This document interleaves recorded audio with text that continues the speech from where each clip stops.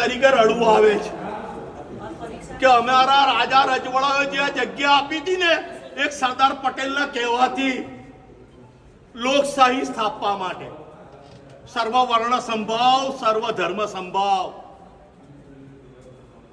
અને અમે તો એ લીટીના વારિસ છે। શ્રી રામચંદ્રને સબરી કે જૂઠે બેર ખાયા थे, કેવટને નૈયા પાર કરાઈ। અમે સર્વ વર્ણ સર્વ ધર્મને સાથે લઈને ચાલનારા લોકો। અને યોગેશ કાકા મરી ગયા ફક્ત માંજલપુર વિધાનસભાને નહીં, આખી ગુજરાતની વિધાનસભાને દુઃખ છે, આખા વડોદરાના સંસ્કારીજનોને દુઃખ છે।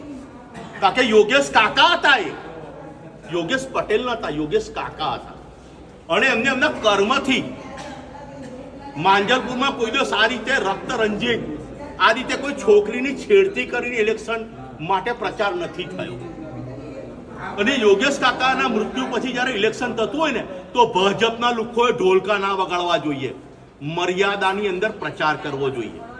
આ લોકોએ છે ને યોગેશ કાકાની ઠાઠરી ઉપર ઢોલકા વગાડ્યા છે। યોગેશ કાકા મર્યા એટલે લોકો ખુશ થયા છે, કારણ કે જીવતા જીવ યોગેશ કાકાની વાત આ લોકોએ માની નથી।